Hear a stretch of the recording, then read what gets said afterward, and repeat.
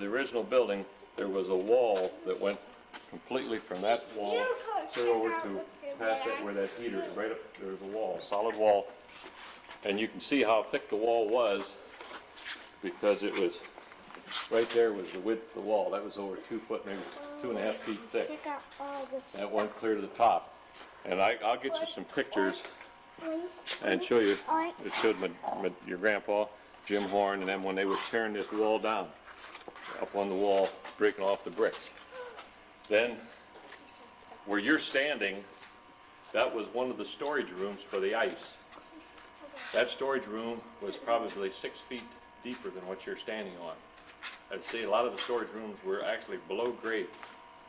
So, from that outside wall to this wall, there was 2 storage rooms and a platform.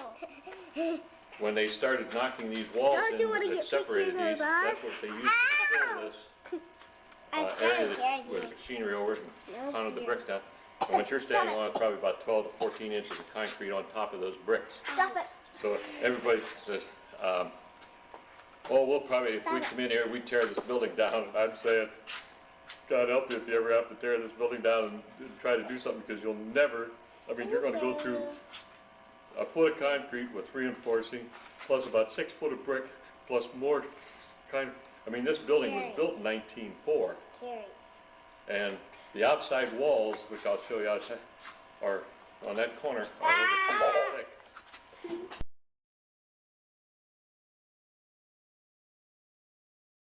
This is the tool room that the box angles, reamers, be careful, expanding mandrel. This is all bronze stock for bearings, setup clamps and vices for on the mill. We got rotary tables. There isn't a tool that your grandpa didn't have. You don't borrow tools, you buy them. You don't loan tools. We have a deal with the bank. We don't loan money, they don't loan tools. I mean, same thing, we don't loan tools. So there was just, and then this wall, this doorway right here was the original door from this storage area that you're standing in to this storage area. Now this was one massive room. At one time there was about 8 to 10 inches of cork on the walls in this room, and same thing here, so that anything that was above ground was also insulated with cork. And then the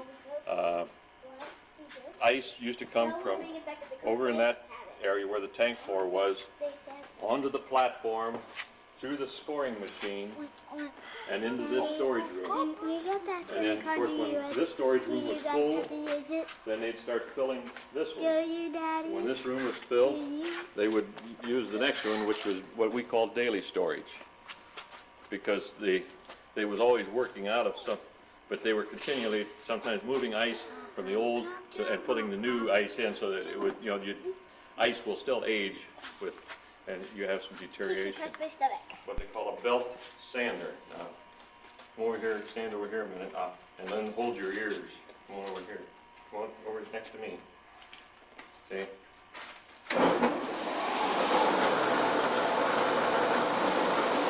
when you saw out there that they were sharpening knives, this is what they use as a belt.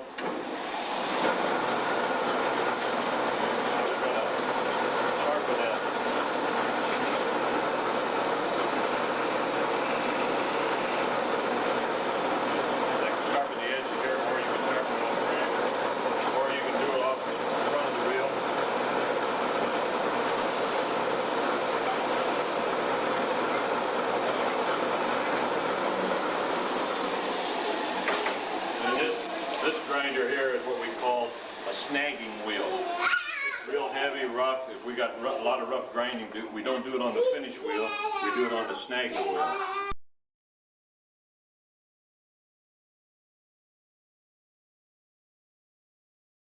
This is a metal or wood cutting bandsaw. We can change the speeds on this machine to run real fast to cut wood, or run real slow to cut metal.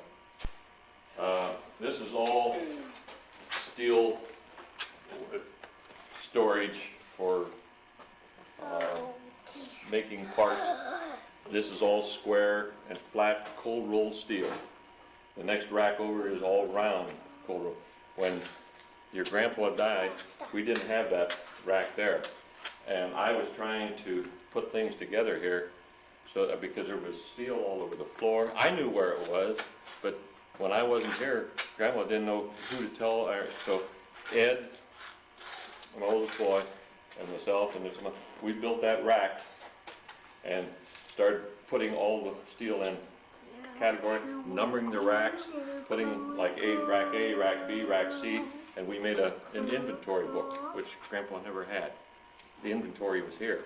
I knew where it was too. That's your daddy. So Grandma could go to the book, open up the book, somebody would say, do you have any 9/16 cold roll?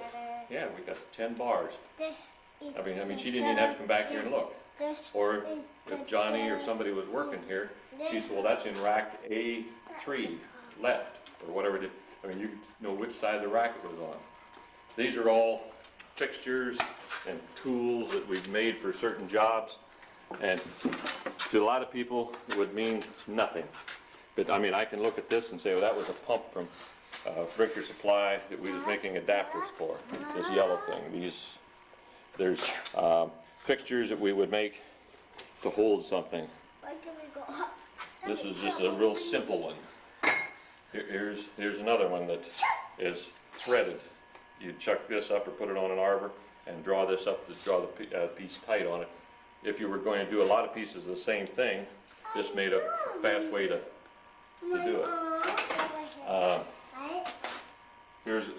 This was some special tooling I made. This was after Grandpa died, to go up and rework a press up at Sparta Manufacturing. They wanted the hole larger in the center for a die. They would have had to completely dismantle the press, bring it down here to bore it, take it back up, reassemble it and level it and true everything up. We had an old boring bar, and I got it back here. It was this boring bar that they used to bore cylinders on cars. We bought it and had it for years. So I rigged up some tooling to reach down from the top with an extension with a pilot bearing at the bottom. And Johnny and I went up there and spent about a day boring this thing out. We couldn't take heavy cuts because it was not a real heavy cut, but still, the time that it was taken to dismantle the press, bring it down here and reassemble it would have been weeks. I mean, you'd have to take all this stuff apart and then put it all back together. We went up there in one day after we made the tooling. Of course, we charged them the tooling time while we're as part of the job. And it was still less money than dismantling the press. This is a hydraulic press for pressing out bearings and bushings and straightening shafts. You have a pump here that you pump, and this moves down. It's got a breech type arrangement. You ever see a breech lock on a gun? You turn this, you move this up and down, and like that to lock it, and then you can, so it's real fast, you can move it up and down and adjust it to the height. Then you got your gauge here, it tells you this will go up to 60 tons. Wow.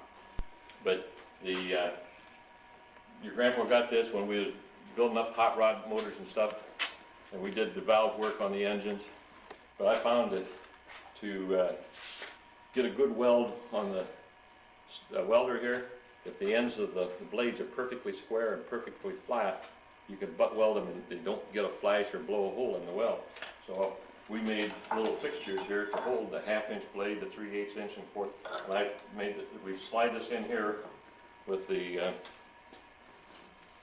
there's a piece of blade stock here. Of course, it would be a long piece.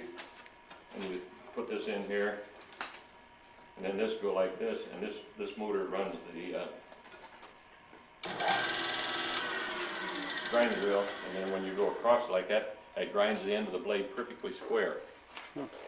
Just like you'd grind the end of a valve perfectly square. So here I found another use for a tool that we had.